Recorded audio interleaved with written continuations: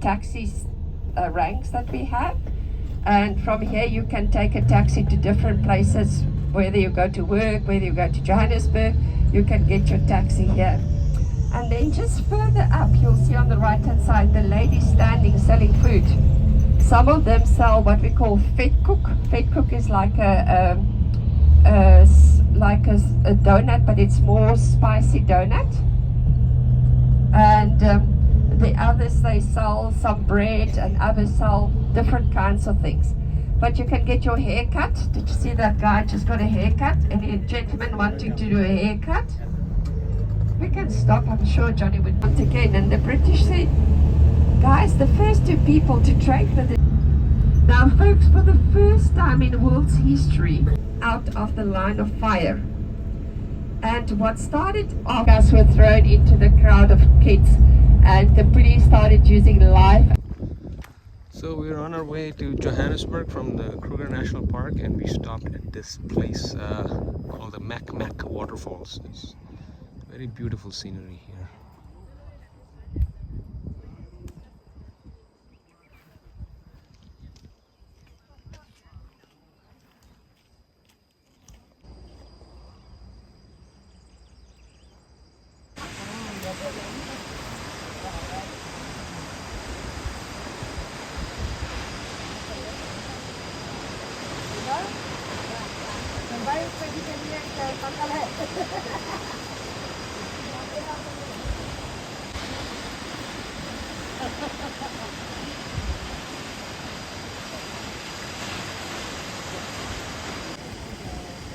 A lot of farmers murdered, we get a lot of farmers tortured, and most of the stuff they take, and it's not only the farmers that get attacked, some of the farm workers also get. There's millions of acres of eucalyptus tree. I don't know if millions is the right word, but there's a lot of eucalyptus trees that are planted. They use the wood for in many different ways.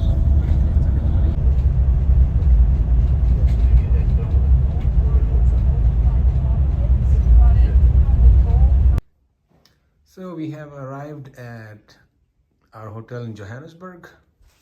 It's a very unique layout here, with the shower stall right here in the bedroom, and also a sink, and then the toilet is separate.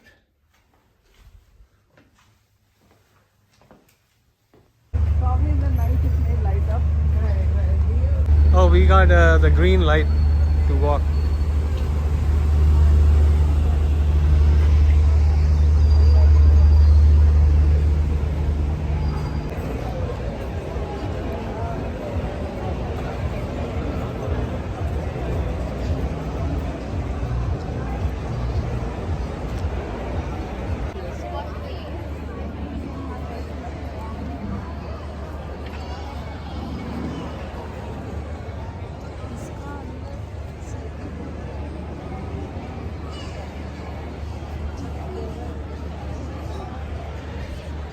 The people living in Johannesburg, they are Muslims, but South Africa as a whole, we are a Christian country. And last time I got a very strange question, that is that real gold on top of the mosque? And I told that person that you are in Johannesburg.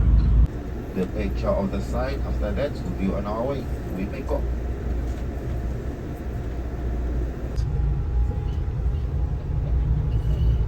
They are vuvuzelas. Oh. Soweto, we classify as the houses for the middle class.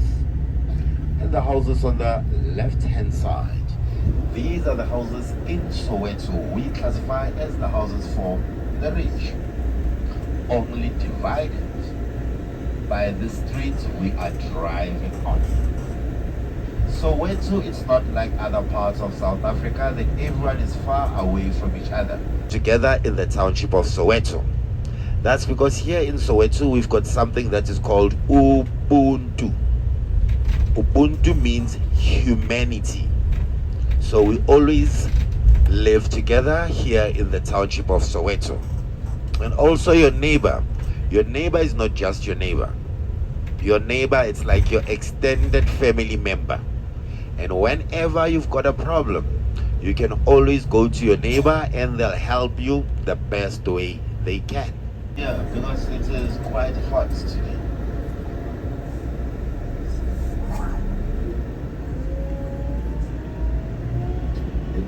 The employees of this company went on strike for 6 weeks. So our trash cans were getting full at our houses. So they hired people to come and clean up these open areas. Like you see here on the left, right here at the corner, these ladies are busy picking up. They hired people like these to come electricity whilst they enjoy the smoke, whilst we enjoy the smoke. Built in 1958 and closed down in 1990.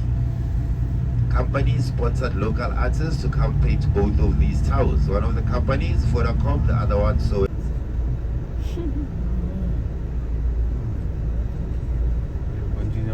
Yeah, 2 people are coming. A lazy person. But it's not true about the gentleman they named the street after. Dr. Vilakazi is the first guy here in Soweto to get a doctorate in literature. We are now entering Vilakazi Street. And when you look slightly to the right, you're gonna notice Vilakazi in sign language. Slightly to the left, you'll notice Vilakazi spelled out. And our 2 Peace Nobel Prize winners, it is Archbishop Desmond Mpilo Tutu and Nelson Mandela.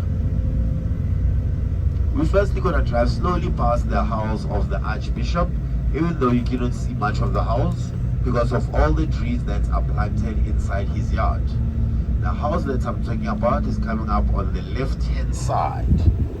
The house right at the corner with the gray wall. This house at the corner with the gray wall. This is the house of Archbishop Desmond Mpilo Tutu. He started living in this house in 1975 with his wife Leah.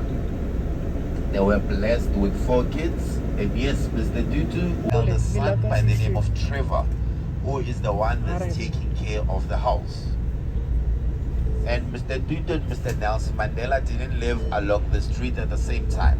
Because when Mr. Tutu moved to the house, Mr. Nelson Mandela was already in Robben Island serving his life sentence.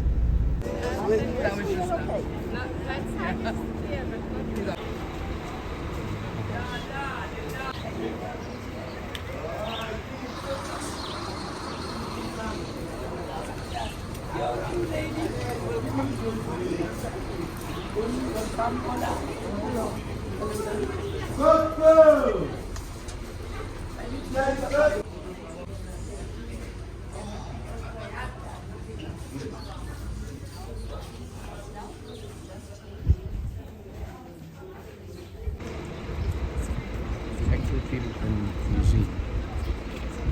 1 horsepower, Soweto Ferrari. Okay, very nice. Okay, you've got everybody. Has anyone seen that picture except for now? Yes. Oh, okay. That is our world famous picture taken by one of our journalists, Mr. Sam. The boy that the picture in the picture, that's Hector Peterson. That's the one I pointed out where he was shot and killed just up the road. And the gentleman that has picked him up, that's Mbuyisa Makubo, who was not part of the march. He was trying to save the life of a child. And because the police saw him in that picture, they thought that was one of the student leaders. So the police were harassing him, fearing for his life, and then away he went into exile. He first went to Botswana. Whilst he was in Botswana, he got a scholarship to go study in Nigeria. And that was the last time we heard about him. Even today, no one knows what has happened to his family. And on this memorial right at the end, There's a message that was left by the mother of and it starts off by saying, we say is or was my son. Because the mother also passed away without knowing the whereabouts of his son. And the lady that's running next to them, that's Mama Antoinette Sitole. That's Hector Peterson's sister. She is the life and just retired from working inside the museum. And to the group about her own personal experience during the June 16, 1976 uprisings. So it is your wow factor.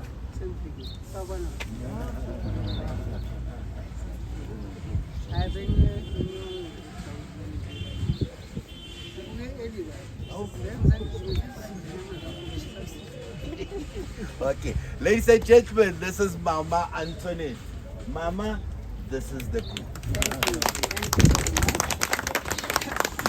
Come closer so that you can be able to hear. Okay, and we really appreciate your visit.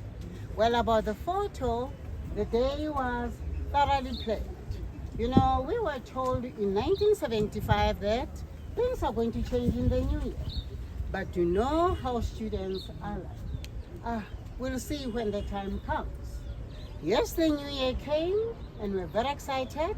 We just summed everything up. Whatever news you are going to be told at schools, obviously, is something exciting. It's New Year. Inside, this is a soccer stadium called FNB Stadium. The FNB Stadium was not built for the World Cup, but it was upgraded for the World Cup to look like a calabash. A calabash is what we use to drink our traditional beer. Umqombothi can drink and drive because it only consists of 1% alcohol. This is where the opening of the World Cup and the opening match between South Africa and Mexico took place, and also the closing and the finals between Spain and the Netherlands. We're at the Apartheid Museum. To be free is not merely to cast off one's chains, but to live in a way that respects the freedom of others, said by Nelson Mandela. I got white. Okay, non-whites, you only speak when spoken to. And when a white person is talking to you, you don't look them in the eyes, you look at the floor. So everybody, please follow me. I'm white. Don't look me in the eye, okay? You look up there and you go to the entrance according to your tickets. Let's go in, please.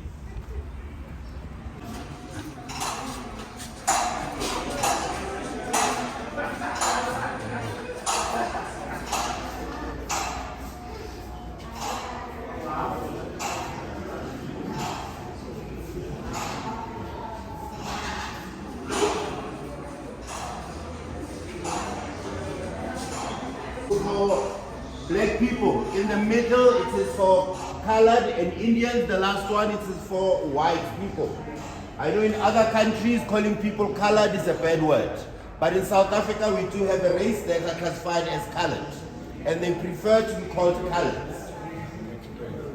Like for example, Mr. Barack Obama, if you are South African, he will be classified as a colored. Do you know a gentleman by the name of Trevor Noah? Yes. In South Africa, he was classified as a colored. He moved to the US. You can guess what he got classified as. And you had to carry it with you wherever you went. If you were found without your dom pass, you were immediately arrested. It was like your passport to make your way around South Africa. The only people that had to carry it was black people, Indians and coloreds. White people didn't have to carry their dom passes.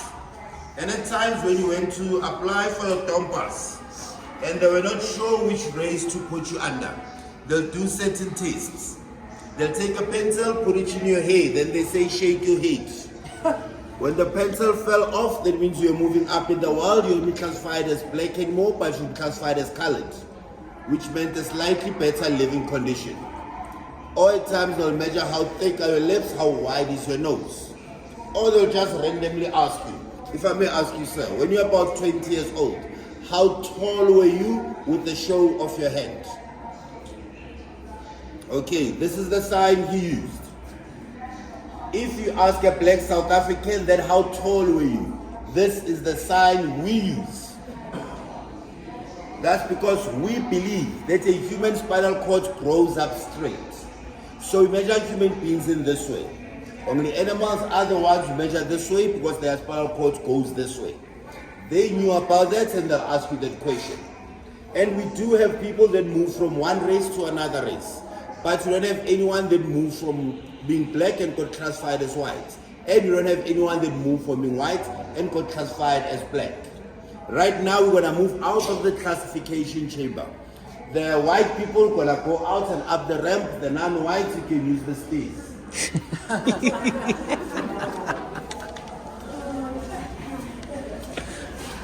effective way to explain it.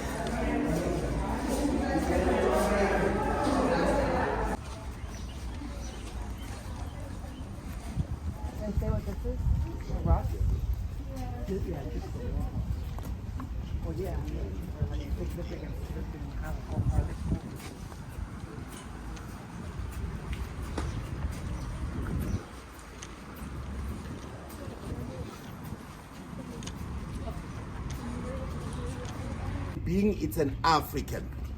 So I like to say to everyone, welcome home. Yes. May carry on. We are brothers.